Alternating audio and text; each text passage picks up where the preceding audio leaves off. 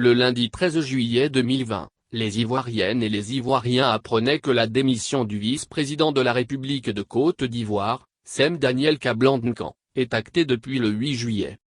Le même mercredi 8 juillet 2020, c'était avec consternation que quelques heures après l'hebdomadaire Conseil des ministres auquel il avait pris part, les Ivoiriens apprenaient le décès subit du Premier ministre Amadou Gon Coulibaly. Il était le candidat désigné du président sortant et du RHDP à l'élection présidentielle prochaine.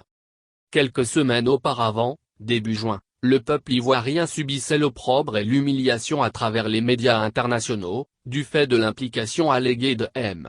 Ahmed Bakayoko, Premier ministre par intérim, il y a peu, et ministre d'État et de la Défense de la République de Côte d'Ivoire dans un réseau de trafic international de drogue.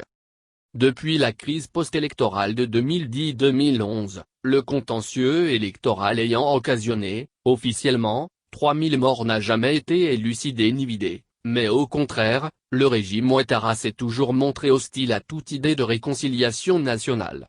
Pour preuve, début février 2020, le gouvernement ivoirien a même dépêché des avocats de l'État en Hollande, pour prendre part au procès du président Laurent Gbagbo et du ministre Charles Blegoud, afin d'empêcher que ces deux illustres personnalités, pourtant acquittées par l'ACPI, ne regagnent leur pays la Côte d'Ivoire.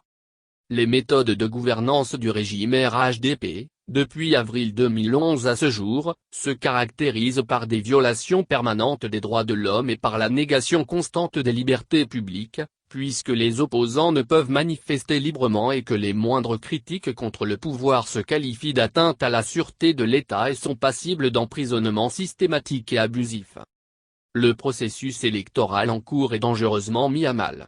En effet, avec l'opération de l'enrôlement des électeurs qui s'est déroulée du 10 juin 2020 au 5 juillet, tant en Côte d'Ivoire que dans certains États d'Europe et des États-Unis, les Ivoiriens et la communauté internationale ont pu se rendre compte que moins la commission électorale indépendante, c'est, actuelle n'est guère indépendante, elle est plutôt contrôlée et phagocytée par le RHDP au pouvoir.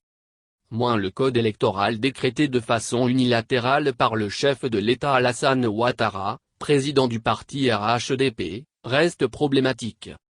Moins la liste électorale est soupçonnée par l'opposition et la société civile de regorger plusieurs centaines de milliers d'étrangers, alors que des millions d'Ivoiriens n'ont pu être enrôlés. Pour toutes ces raisons, non exhaustives, GRAD Afrique, le groupe de réflexion et d'action pour la démocratie et les droits de l'homme en Afrique, demande ce qui suit. /GRAD Afrique demande que l'élection présidentielle du 31 octobre 2020 soit reportée au dimanche 31 octobre 2021. /GRAD Afrique propose que s'ouvrent des discussions politiques tripartites, entre le pouvoir, l'opposition politique et la société civile, afin de s'accorder sur l'instauration d'une transition politique à compter du 1er novembre 2020. /GRAD Afrique demande que soit mis en place un gouvernement de réconciliation nationale, ayant pour mission essentielle d'organiser une élection présidentielle véritablement démocratique et apaisée.